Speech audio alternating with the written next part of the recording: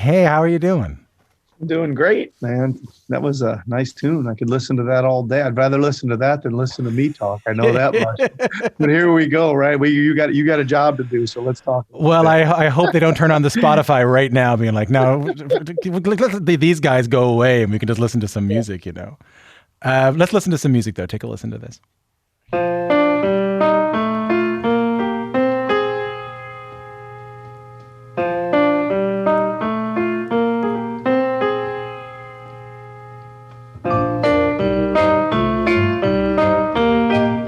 So from 1948, that is a track called Mysterioso by Thelonious Monk.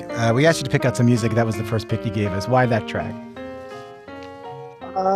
Well, as it sounds like the simplest little piece of thing a little kid might be playing or something, right? And then turns into this.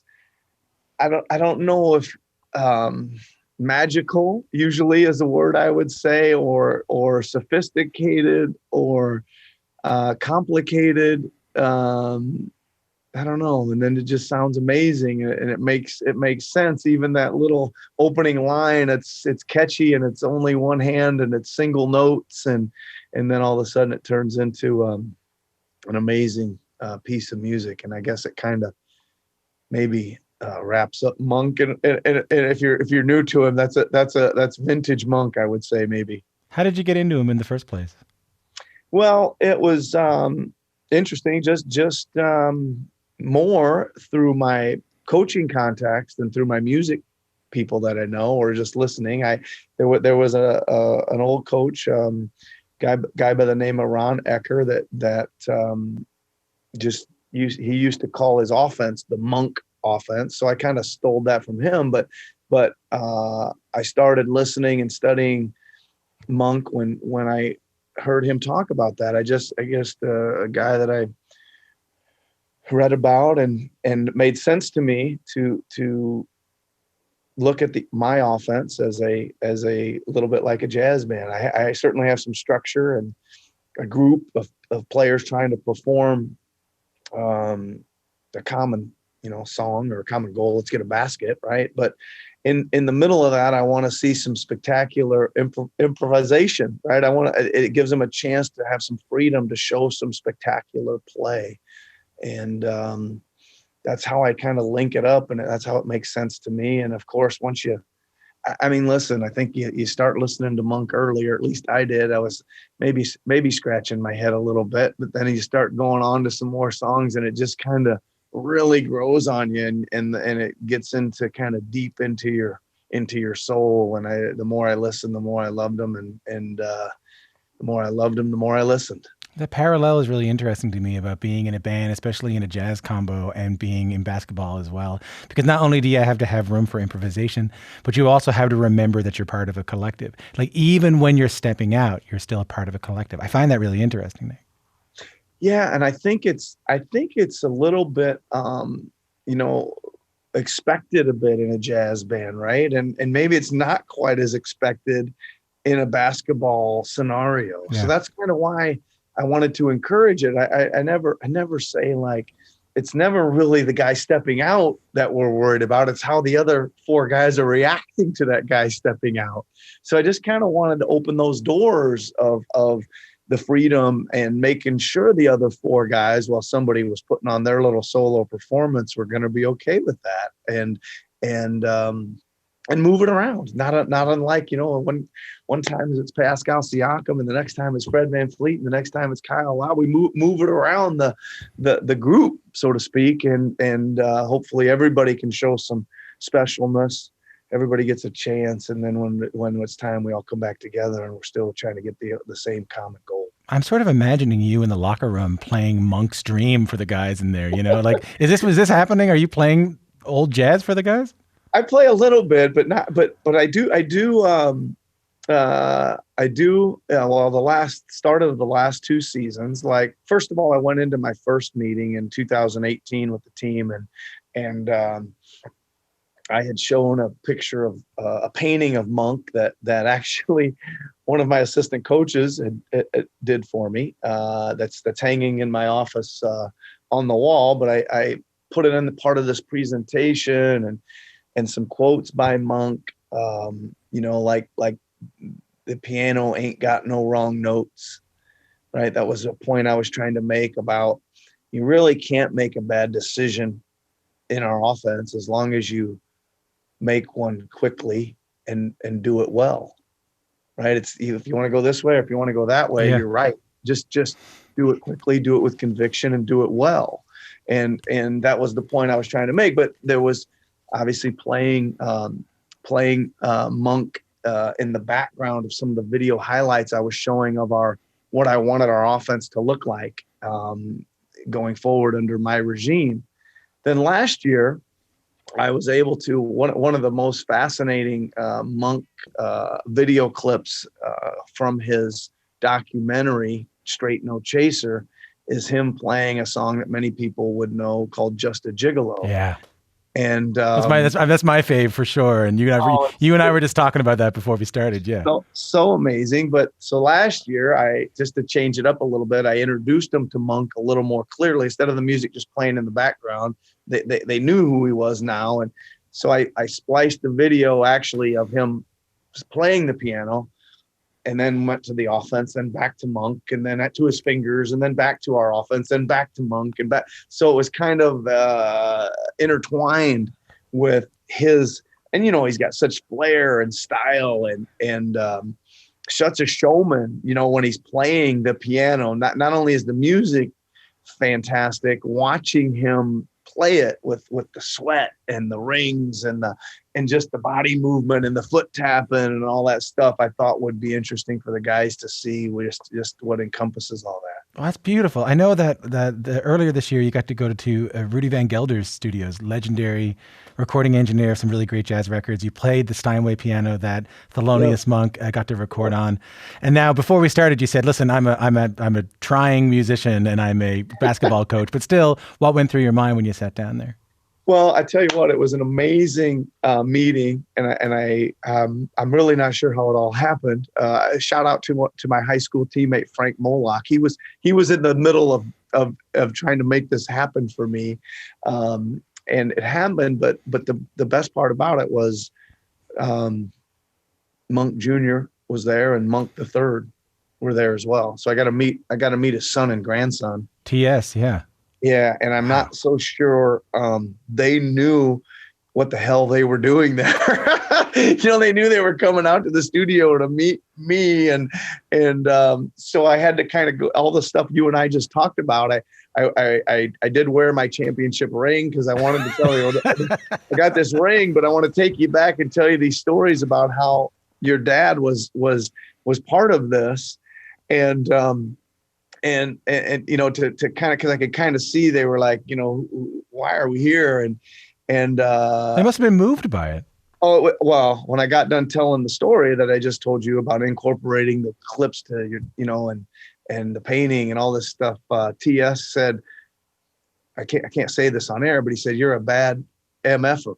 and kind of gave me a hug, and he, I think it was cool for me to kind of, again, be able to express some gratitude to them, and I just was kind of I'm a big fan, and I was somehow we got to this piano that Monk recorded some songs on, and they were kind enough to let me in there and meet the family a little bit, and I got to share this story, and that's it.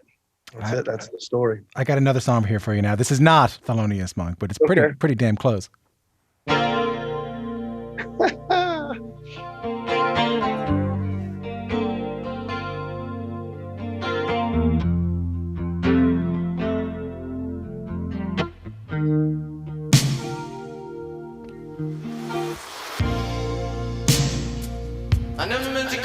From 1984, that is Prince and Purple Rain. There's a great line in the book. My guest is Nick Nurse.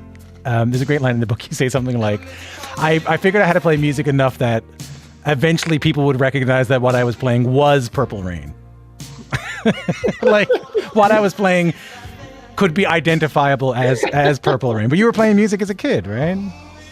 Yeah, so just quickly on that, that's a formative years song. I rode a Greyhound bus from small town Iowa up to Minneapolis to see the Purple Rain tour in '84, Wow. right at the height of this whole thing, and in Prince's hometown. And he went on and on for hours and hours and hours. And I was a 17-year-old kid. So formative years song. And I took some lessons, kind of forced by my mother. I played about 7 sports, so I didn't want to sit at the piano. I wanted to go out and chase the ball all the time. So the only time I ever played was really at the lesson. But when I did want to learn a song, which happened to be Purple Rain, I sat there and took several months to figure it out and learn it and try to read the notes. And I've played that probably more on the piano than any other song. Well, by a long shot, let's put it that way. I got another song you might have played on the piano. Take a listen to this. What do you say when it's all gone away?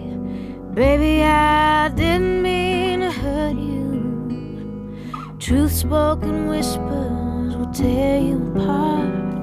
No matter how hard you resisted, it never rains when you want it to. You humble me, Lord. That is Norah Jones and Humble Me. You humble me. I hear you're a fan of that one. I hear you play that one a little bit.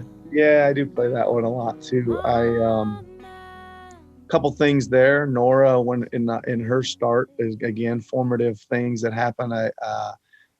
My first son, Noah, loved to be calmed to Norah Jones' "Come Away with Me" album, and so I became a big fan and saw her. Actually, he was born in England, Brighton, England, and I saw Norah perform in London one time. And then I got to the stage now where I could play a little bit and sing along. It's one I like to sing, even though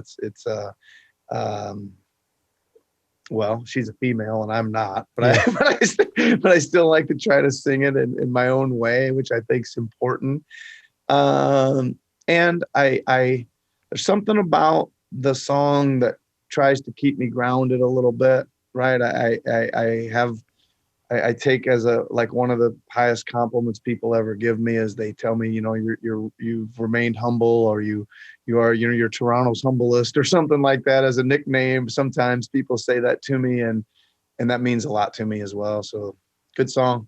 Really good song. I love reading in the book that because I often thought about it, and we'll talk a little bit about the championship run later, but while you were going through that, it was a lovely way to read about what was on your mind. And what was on your mind was that you weren't reading, of course, any of the analysis. You weren't watching any of the talk. You weren't reading social media. If you watched other games, you watched them with the volume down, and you played piano. What does playing piano give you at probably the most pressurized time of your life? Yeah, I mean, it just gives me a nice calming release, I would say. I don't even know if it's a release, but it's just it's enjoyable for me.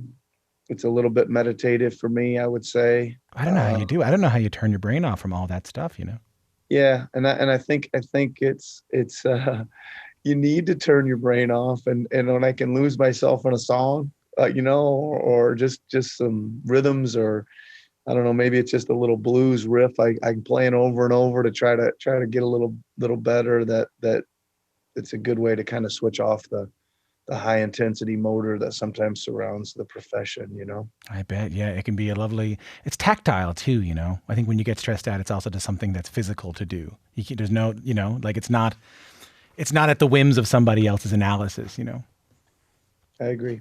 That's a beautiful thing. My guest is Nick Nurse, the Toronto Raptors head coach.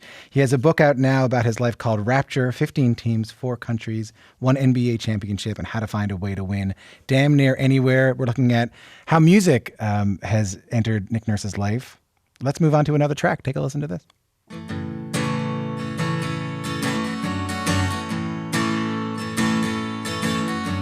I think about you all the time. I can't get you off my mind. They only knew who I've been talking to. You got a place off the park.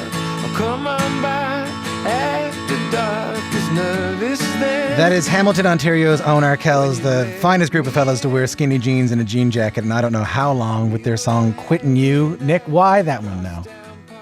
Well, you probably know that Max and I are good buddies, right? We've become good friends since he called up and said, "Hey, come over and play the guitar at the concert in front of 17,000 people at the Bud stage after we won the championship." Never been so scared in my life, by the way. But Max has really helped me grow a little bit, especially on the keyboard and piano. Showed me a few things, and just music in general.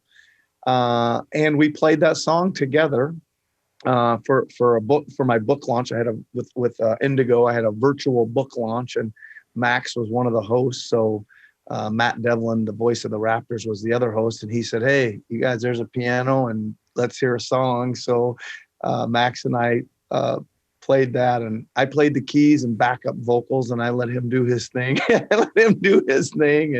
And I just thought I love the song, love the lyrics. I think Max is he's such a sweetheart of a guy, and he's also a musician and a great songwriter. Admire him, what he does. I mean, how do you think I knew about Humble Me? I had I was texting him a little bit earlier, and he said, "I tell you what, you got to play for Nick now," and it was the right one. Now, I was there that night you guys played together. Hey, take a listen to this.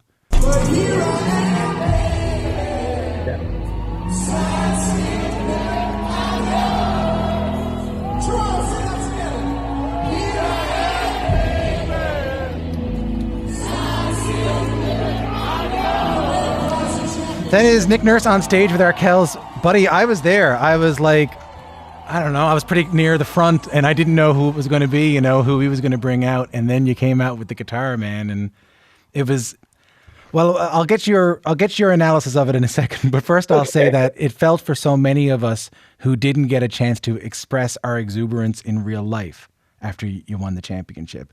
It was a chance for us to give you the love we felt for you in that moment. Those of us who couldn't be in the arena, you know what I mean? I can't imagine how it felt for you. Yeah, I mean, listen, again, I'm not kidding you that I've never been so nervous in my entire life. Not really my thing. I've never really done that before.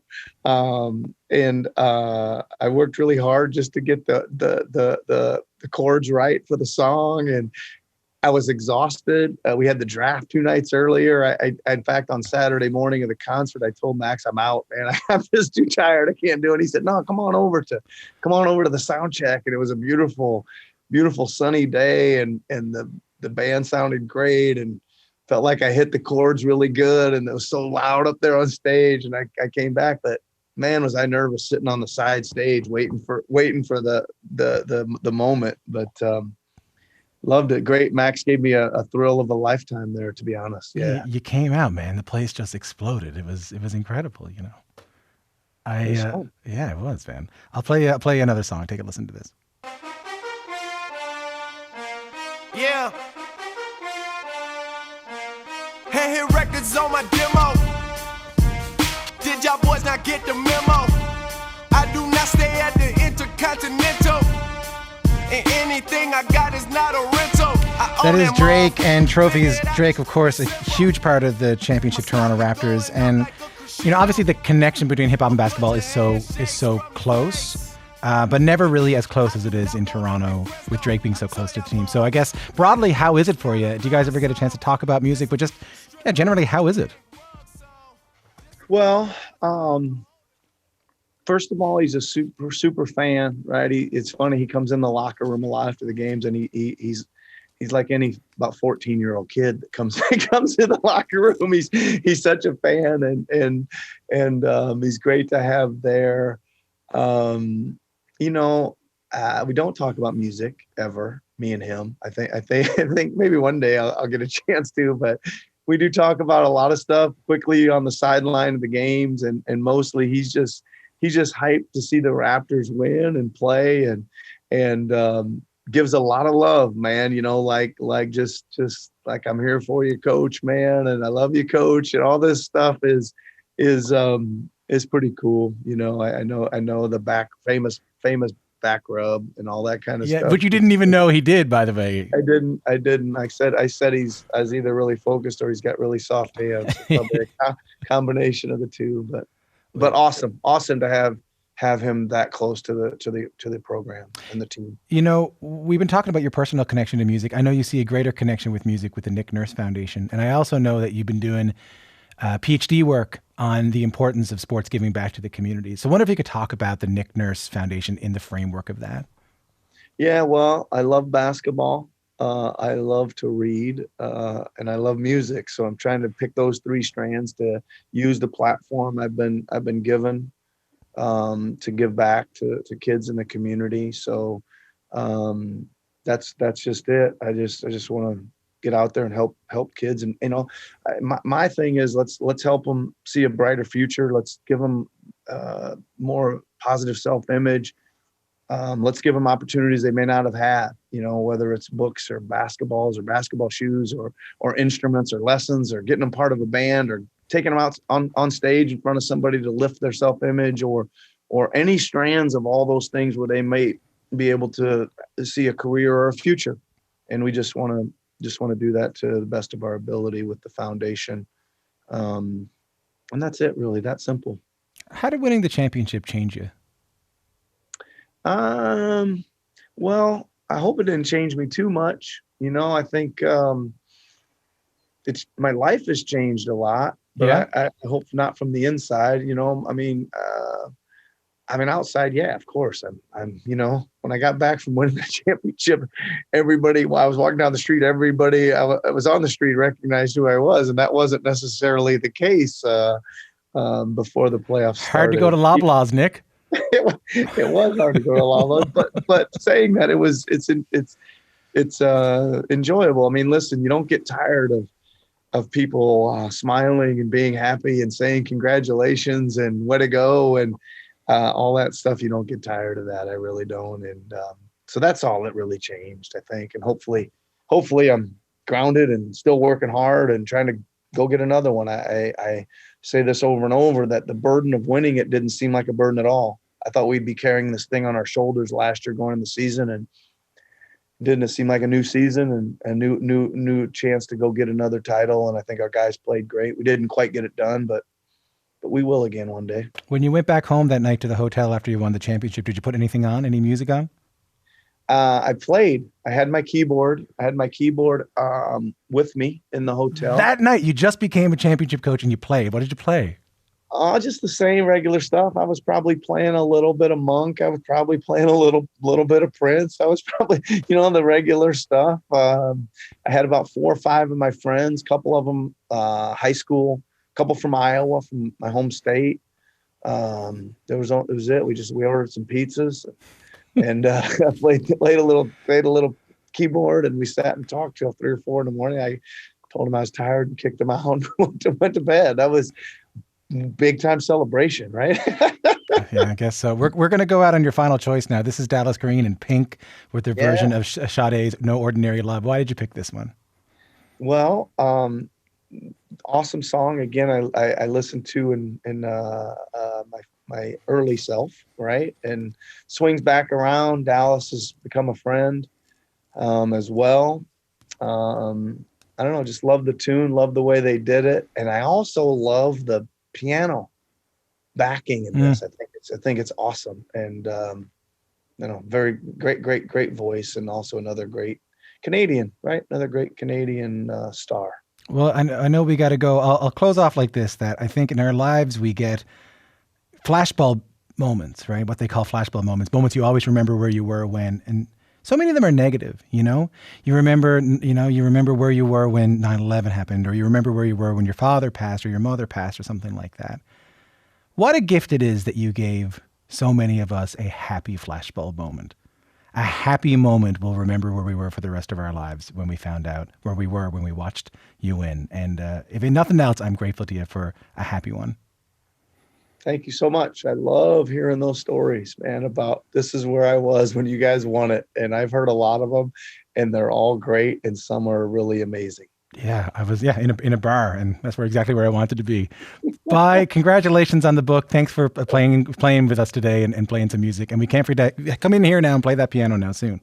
Can't wait.